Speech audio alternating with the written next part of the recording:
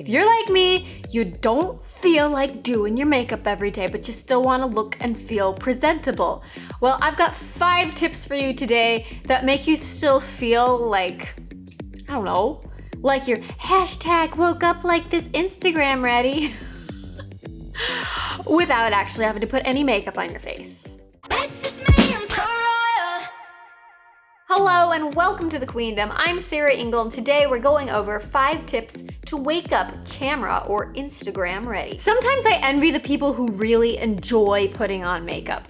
And I know what you're thinking, I do a lot of makeup tutorials and things like that, but for me that's different. A lot of times if I'm doing a full-on makeup tutorial or makeup look, like it's a time when I feel like going all out. I mean, I go so all out that on a daily basis, I rarely feel like putting makeup on and I just feel like my skin can't breathe and it's just not a good situation. I'm one of those people who's would like to be able to roll out of bed and go take a shower, take care of that so you don't stink, but then just go about your business.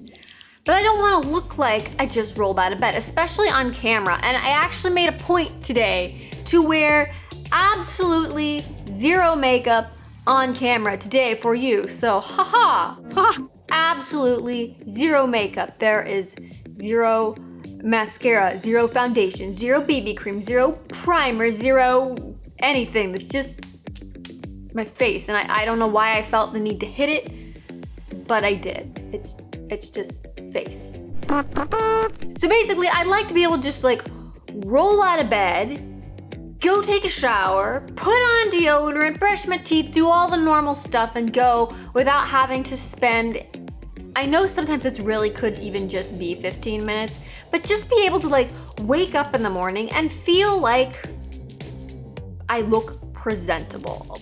I have 5 tips for you today to help you look Instagram ready. Right when you roll out of bed, no makeup required. Tip number 1 is your basic skincare. If you every evening and every morning just do your basic skincare, I have a very thorough skincare routine, but yours doesn't have to be. But it doesn't have to require makeup either. So I have a morning skincare routine, I'll link that in the description. I have a night routine video that has the night skincare routine in it, and I'll link that below too. That goes into all the details, but the big thing you wanna remember is just sunscreen for the day, moisturize at night. Maybe exfoliate, either chemically or physically. Maybe once a week. If you're taking care of your skin, it's gonna look better when you just wake up in the morning, and that's easy peasy. I don't think that's anything too shocking. Number 2 goes along with that. It's a skin thing. Drink plenty of water. I think drinking plenty of water is just basic advice that helps humans in almost every possible way. So just do it. I'm not gonna harp on it a lot because we have more important things to get to. Especially number 5. I know I keep mentioning it because number 5 is the big one. Number 3 is another one that helps humans in almost every possible way, is just sleep. Imagine that. Humans need to sleep. Some people have this idea that they don't need to sleep, and if you don't sleep, you're just gonna wake up in the morning and you're just gonna, well, if you didn't go to sleep, then you wouldn't wake up in the morning. But you get 3 hours of sleep, you wake up in the morning, you're gonna look like you got 3 hours of sleep. You're gonna look like a zombie. And usually, unless it's October 31st, zombie isn't a good thing. There's a reason it's called beauty rest. Just ask Sleeping Beauty.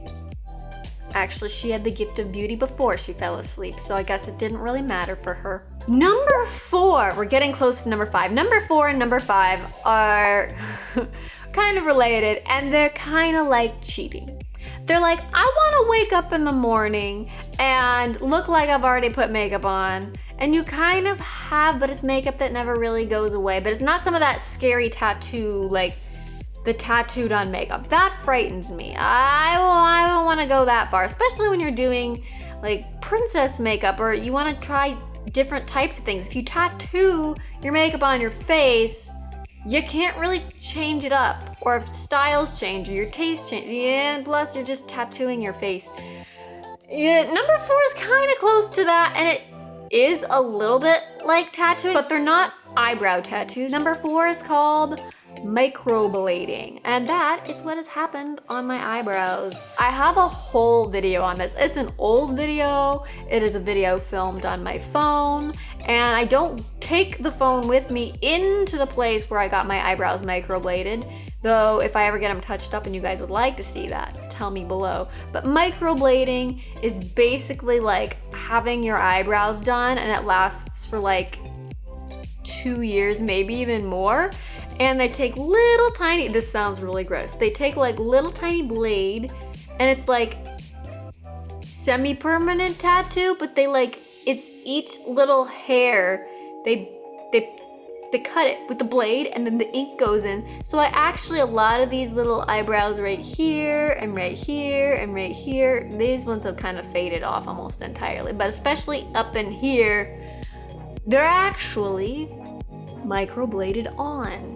So I don't have to do my eyebrows basically ever. They probably need a touch up by now, but especially when they're first done, they look like perfect all the time, and it lasts for years. I'm not gonna lie, it hurts. Like, it really, really, really, really hurts.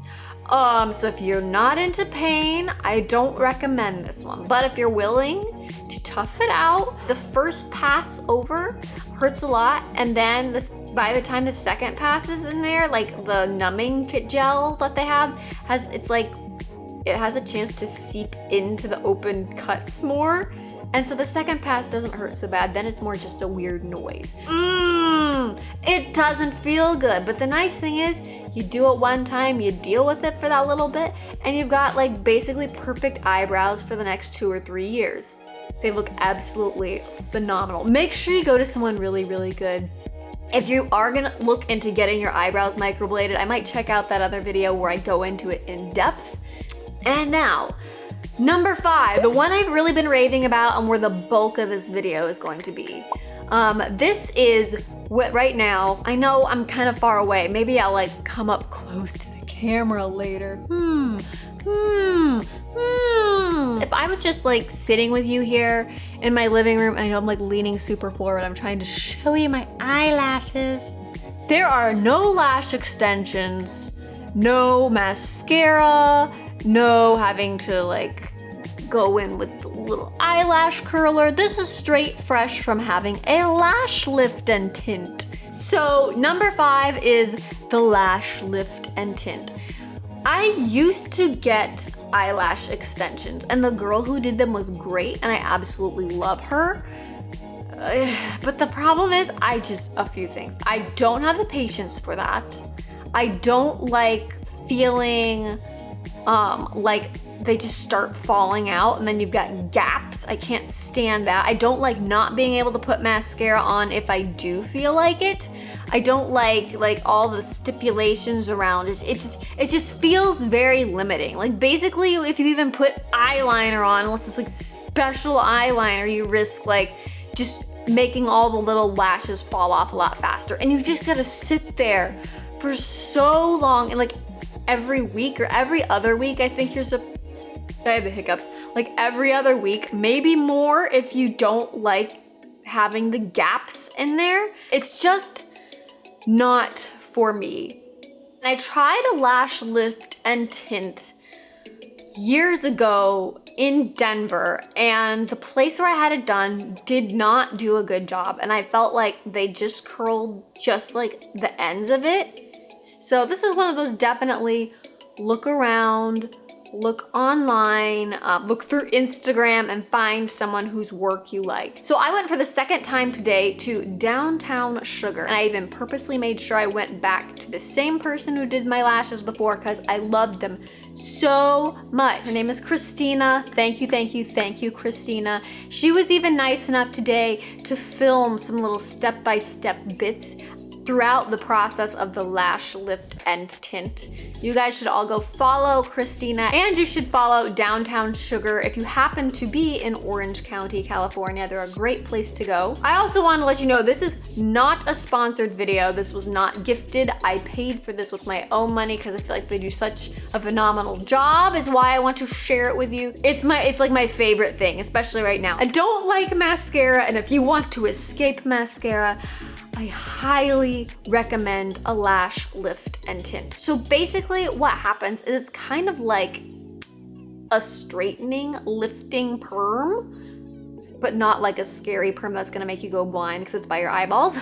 It's a straightening, lifting perm for your eyelashes. It basically curls your lashes for like 6 to 8, up to 12 weeks. And then after they curl them and make them stay curled, they tint them black. So, especially with people who have like super, super light blonde hair and you have like maybe have the like white blonde eyebrows and the white blonde lashes, this can be the game changing for you because then they tint them. And you know what? You can still wear mascara if you want. You just have to wear oil-free mascara and you don't use like eye makeup remover that has oils in it. You could basically do all the normal stuff.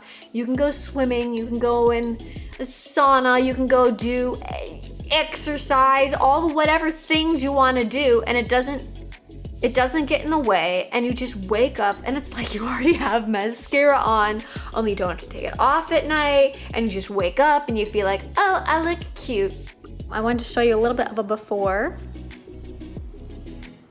They have had a recent-ish lift and tint, but they've kind of grown out and now they're a little wonky. So hopefully today we're gonna get that fixed. So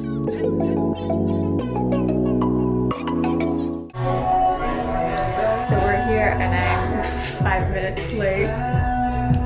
Oops. Okay, so this is before they're lifted. The little rods. Okay, go ahead and open.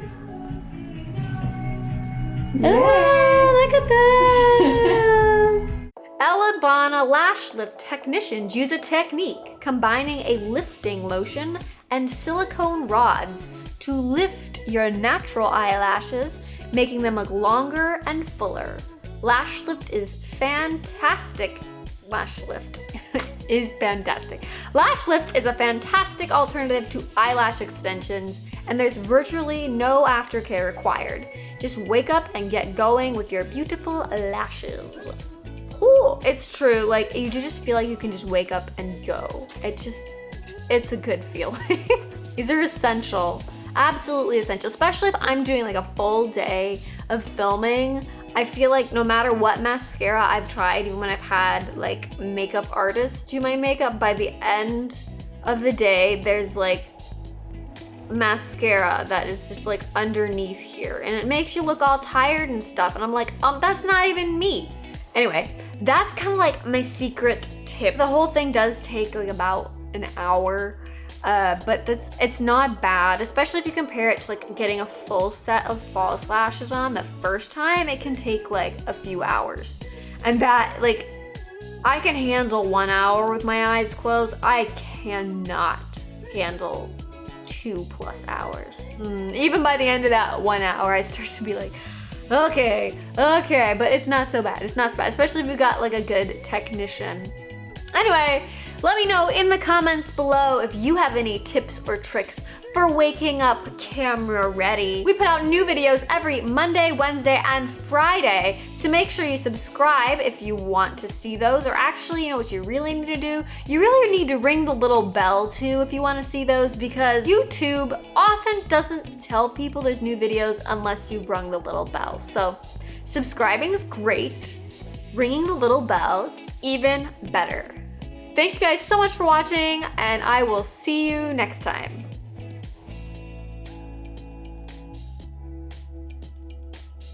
Ugh. Sunscreen during if you're taking, oh, there's something in my eye and it's like blurring things. Okay. Hey Google, turn off hallway air, please. Thanks. There's a super bright light that's like beaming down at me like I'm about to be abducted by aliens.